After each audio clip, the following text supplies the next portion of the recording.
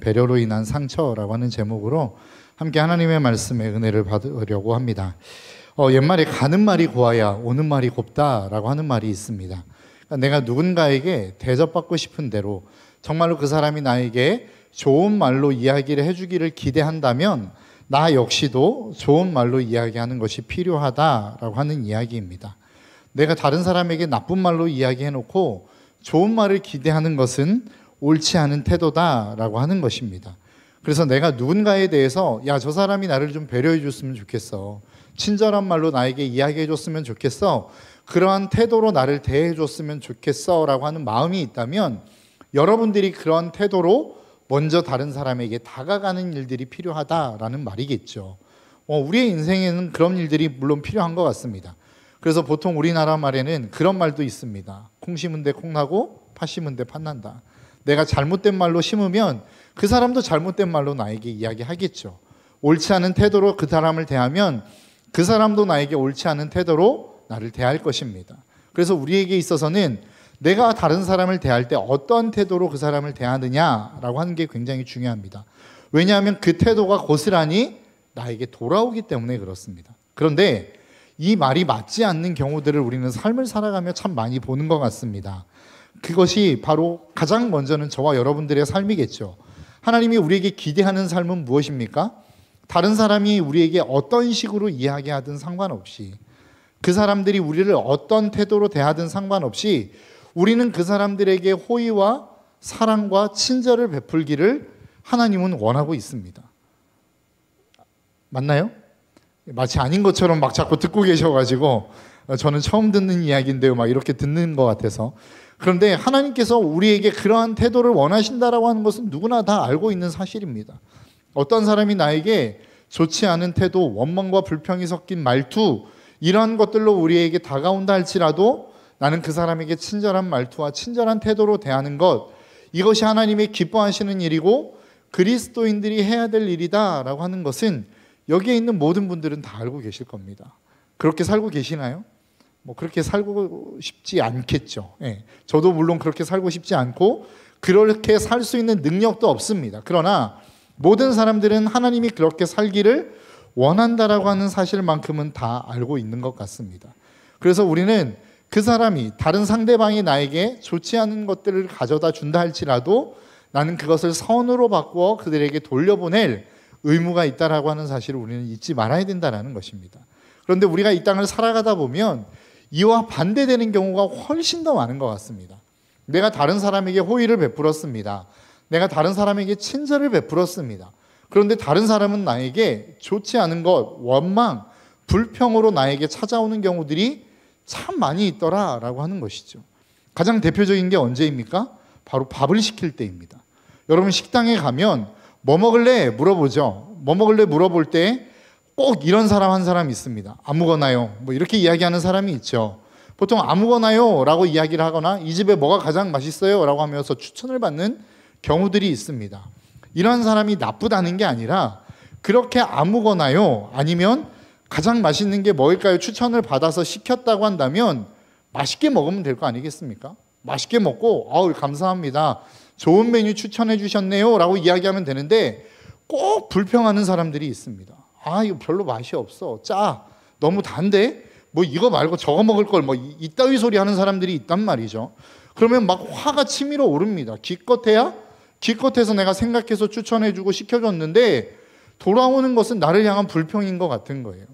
그러니까 우리는 그런 사람들에 대해서 별로 다음에는 주문해주고 싶은 마음이 없습니다. 그런 사람들은 그렇게 가까이 놓고 상종하지 않으셔도 괜찮습니다.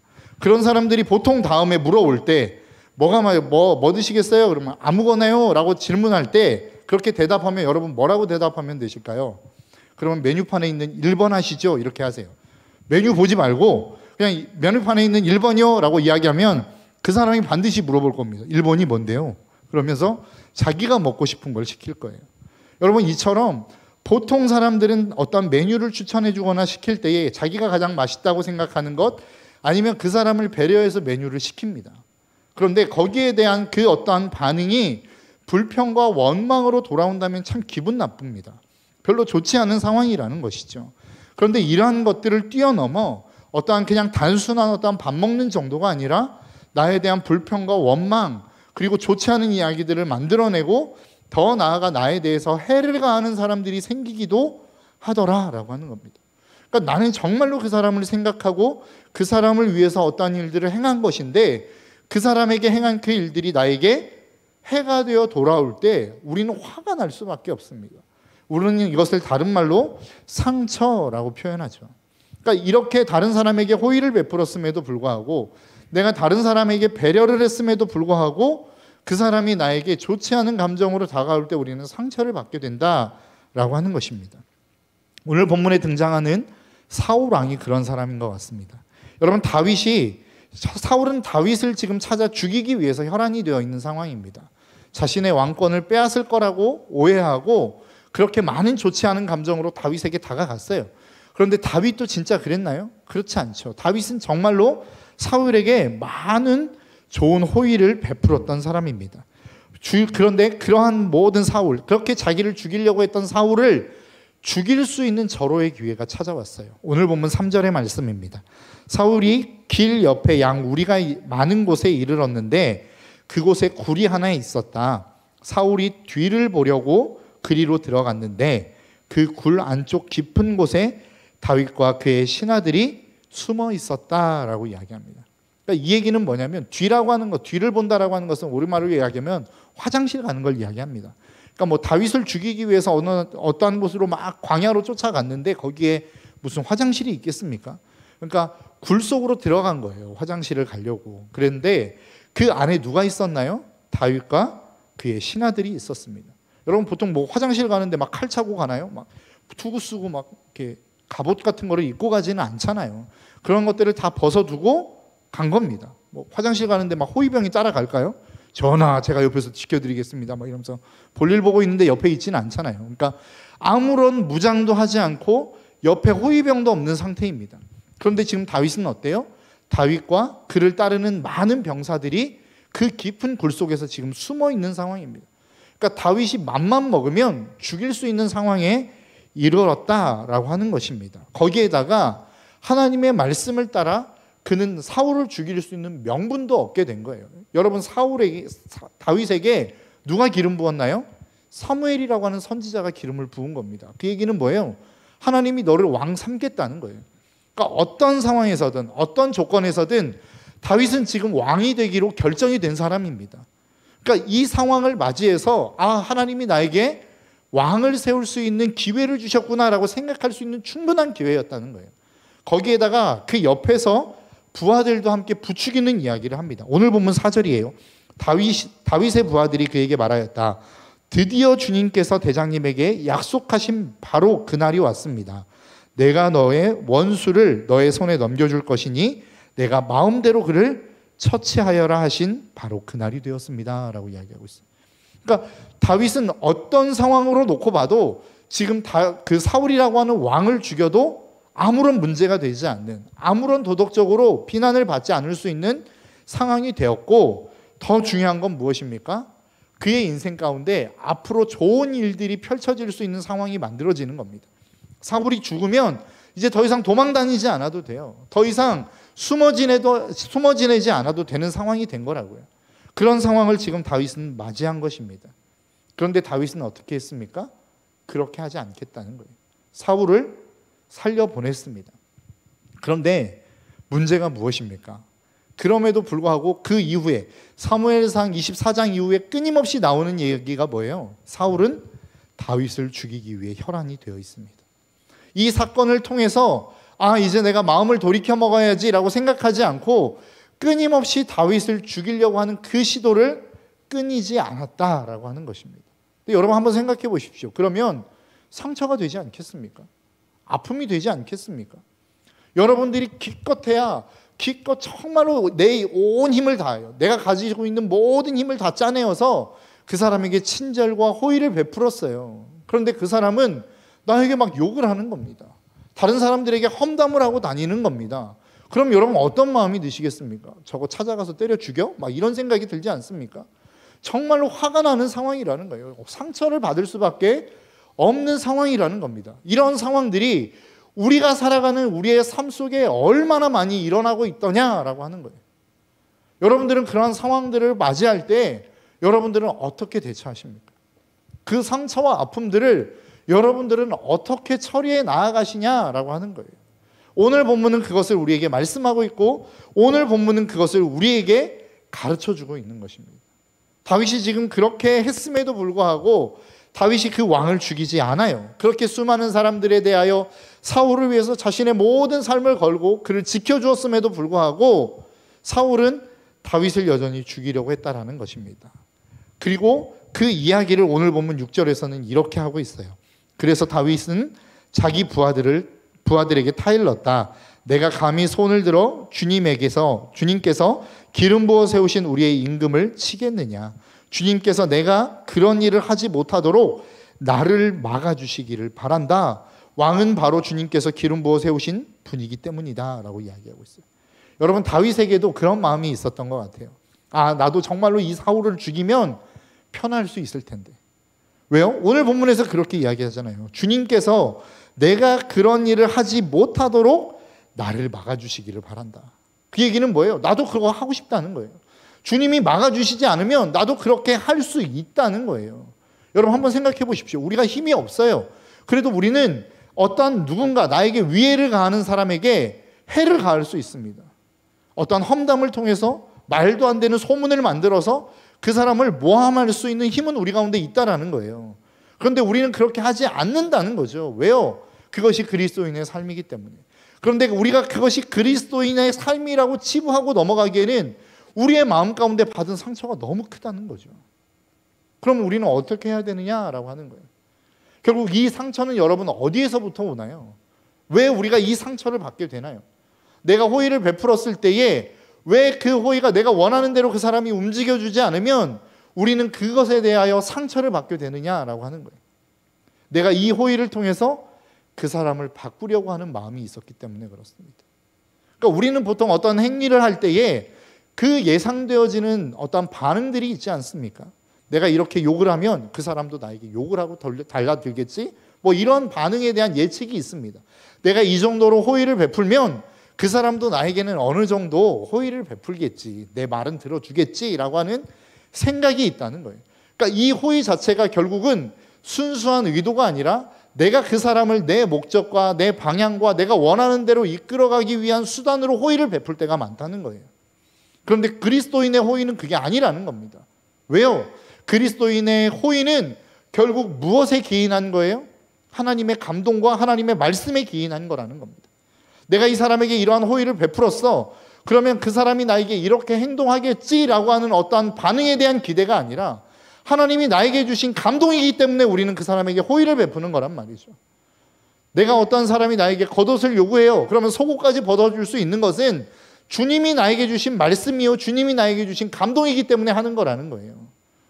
내가 그 사람이 나에게 오리를 가자고 하면 내가 십리를 가져야지라고 하는 것은 그 사람의 내가 이렇게 십리를 가주면 그 사람이 내 말을 잘 들어주겠지라고 하는 어떤 반응을 기대하며 호의를 베푸는 게 아니라 그 사람이 그것을 그렇게 할 수 있도록 만들어주는 주님의 감동과 말씀이 있기 때문에 우리는 거기에 순종하는 것뿐이라는 겁니다. 그러니까 우리 그리스도인의 호의는 어디까지나 그 근본과 근원이 어디에 있는 거예요? 하나님의 말씀과 감동에 있는 거예요. 그러니까 우리에게 있어서 베푸는 호의는 내가 하나님의 감동 앞에 순종하는 것으로 끝나는 겁니다. 다음이 없어요. 내가 어떠한 사람이 이렇게 호의를 베풀었으니 이렇게 반응하겠지라고 하는 다음 단계가 없는 거라고요.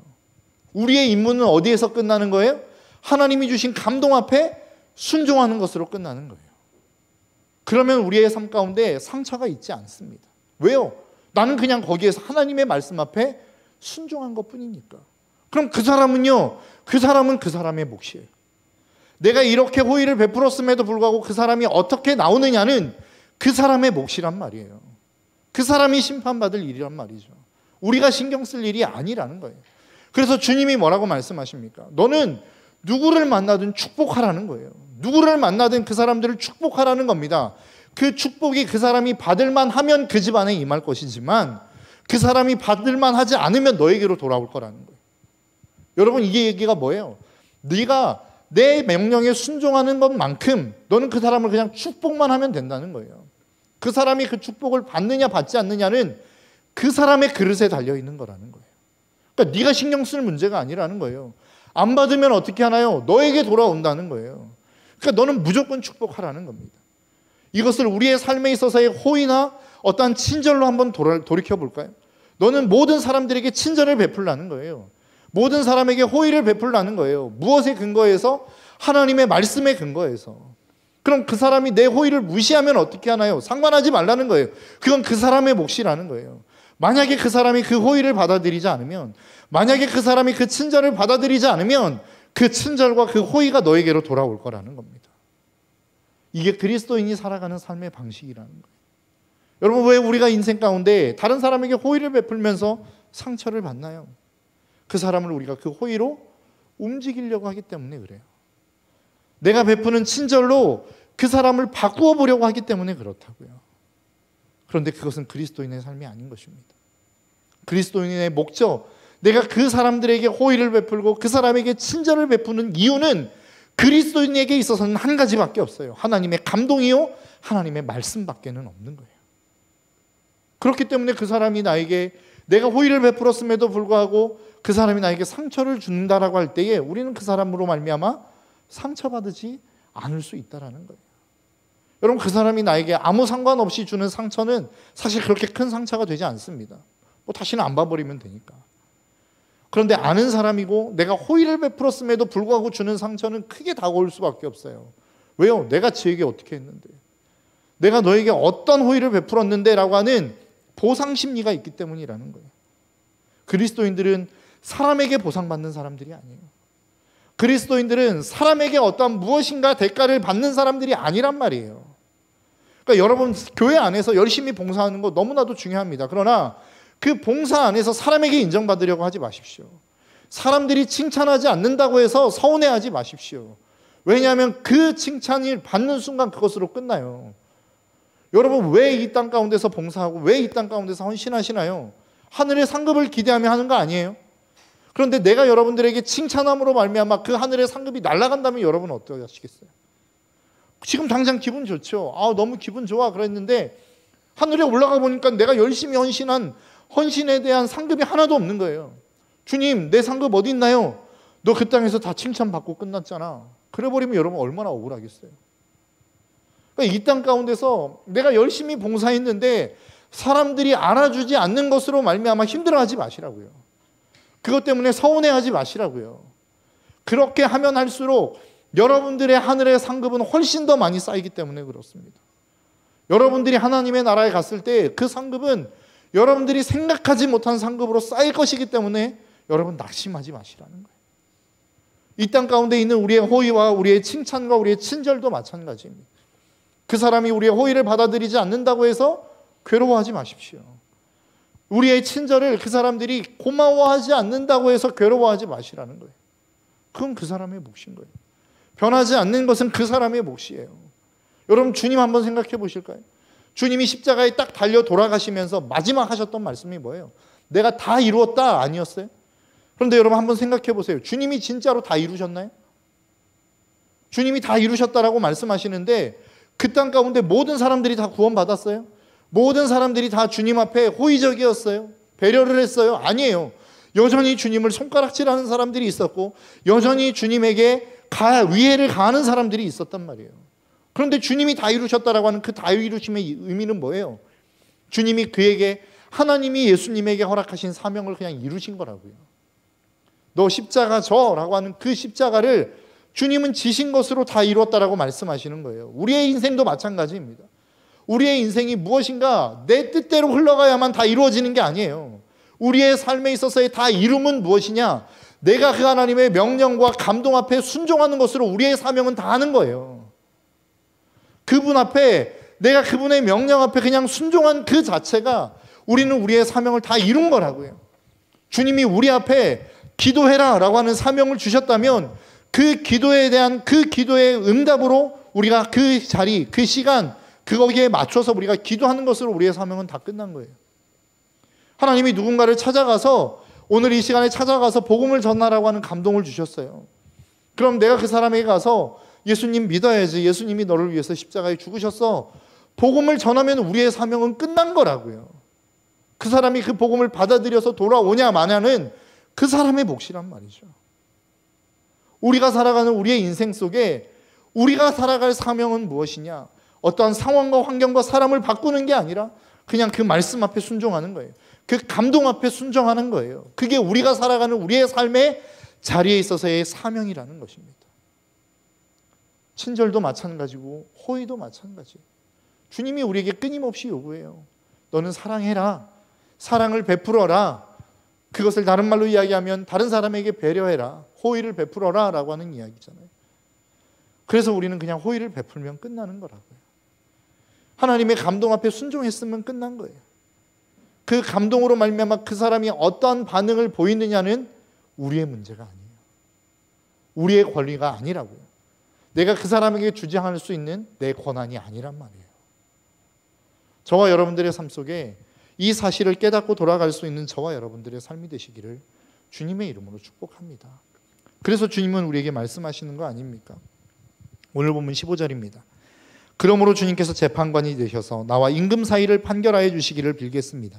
주님께서 굽어보시고 나의 억울함을 판결하여 주시며 나를 임금님의 손에서 건져주시기를 빌겠습니다.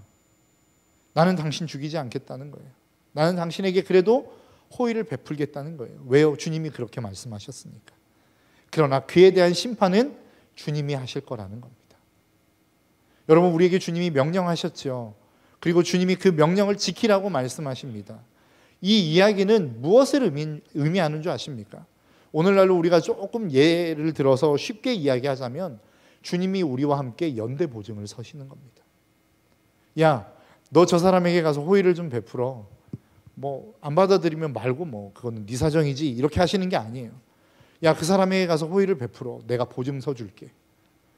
주님이 보증서서 그 사람이 그것에 대한 대가와 어떠한 보상을 주지 않으면 주님이 해주시겠다는 거예요. 연대보증이라는 게 그거 아닙니까? 이 사람이 돈을 갚지 못하면 내가 대신 갚겠다는 거 아니에요? 주님이 우리에게 연대보증 쓰시겠다는 거예요. 그 사람이 그것에 대해서 반응해 주지 않으면 내가 너에게 반응해 줄게. 내가 너에게 보증서 줄게. 그러니까 하자는 거예요. 주님이 우리에게 말씀하시는 명령과 주님이 우리에게 주시는 감동은 그것입니다. 너는 그냥 그렇게 하라는 거예요. 그 뒤는 내가 책임지겠다는 거예요. 그 사람이 못 갚아도 내가 갚아주겠다는 거예요. 여러분, 이 사실을 믿고 나아갈 수 있는 저와 여러분들의 삶이 되시기를 주님의 이름으로 축복합니다. 내가 그리스도인이기 때문에 부담을 갖고 수많은 사람들에게 호의를 베풀었는데 나에게 돌아오는 것이 상처뿐이라고 한다면 여러분, 사람을 바라보지 마십시오. 내가 지금까지 사람을 바라봤다라고 하는 반증이 될 수도 있습니다. 하나님을 바라보십시오. 하나님이 여러분들에게 보상해 주실 것입니다. 이 시간 우리 함께 좀 찬양하며 나아갔으면 좋겠는데요. 비준비하시니라고 하는 찬양입니다. 우리가 잘 아는 것처럼 찬양의 가사가 그렇습니다. 우리 주는 위대하며 능력이 많으시도다. 그의 지혜 무궁하며 인자는 영원하도다. 상한 자를 고치시며 상처를 싸매시도다. 별들의 수를 세시며 이름을 붙이셨도다. 그가 구름으로 하늘을 덮으시며 땅을 위하여 비 준비하시니. 여러분, 우리가 하나님의 말씀대로 살아가면 정말로 많은 화창한 날들이 있을 것 같지만 그렇지 않을 때가 훨씬 더 많습니다. 우울하고 우중충하고 무엇인가 안 될 것 같은 날들이 더 많아요. 그런데 주님이 우리에게 말씀하시는 게 무엇입니까? 너는 그냥 그렇게 살라는 거예요. 그렇게 하라는 거예요. 그 뒤는 내가 책임지겠다는 겁니다. 여러분, 이 마음의 고백을 가지고 우리가 함께 주님을 찬양하며 나아갔으면 좋겠습니다.